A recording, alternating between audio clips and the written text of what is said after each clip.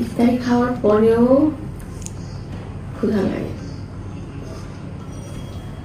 I wish যদি সবাইকে নিয়ে একসাথে খেতে পারতাম।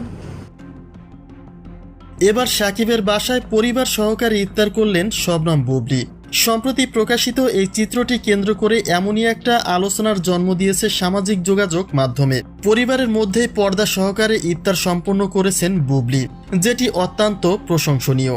একজন মুসলিম নারী হিসেবে পর্দা করাটা তার জন্য ফরজ, যেটা এই রমজানে যথাসম্ভব মেনে চলেছেন বুবলি।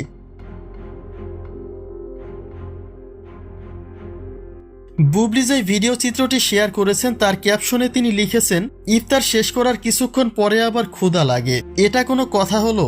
তার সামনে দুটো প্লেটে রাখা একাধিক আইটেমের খাবার, যেটি নিশ্চিত করে দেয় যেগুলি কোনো একজন ব্যক্তির ইফতারের খাবার নয়, এবং ইফতারের তালিকায় যত প্রকার খাবার রাখা যায় সেই সকল খাবারই এই প্লেটে রাখা আছে।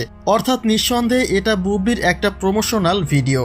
সাকিবের বাসায় তার যে ইফতারের আলোচনা তোলা হয়েছে সেটিও নিঃসন্দেহে মজার ছলেই বলেছে শুভাকাঙ্ক্ষীরা। আর স্পেশালি থ্যাঙ্কস জানাই তনিস কিচেনের তনি আপুকে। থ্যাংক ইউ তনি আপু। বুবলির এই স্ট্যাটাসকে ঘিরেও আলোচনার সমালোচনা যেন একেবারেই থেমে নেই। পপিপাল নামের এক ব্যক্তি লিখেছেন, বুবলি একটা রহস্যময় নারী, কোনো কিছুই সহজে বোঝা যায় না। বাচ্চা পেটে থাকলে একটু পর পর ক্ষুধা লাগেই।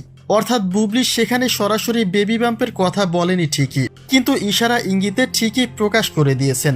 সুমাইয়া আক্তার নাদিয়া নামের এক ব্যক্তি লিখেছেন, আপনার তো ক্ষুধা বরাবরই বেশি, আর সেই ক্ষুধা এতটাই বেশি যে অন্যের সংসার পর্যন্ত খেয়ে ফেলেছেন। অর্থাৎ এই ব্যক্তি অপবিশ্বাসের ইস্যু টেনে বুবলিকে সরাসরি খোঁচা দিয়েছেন।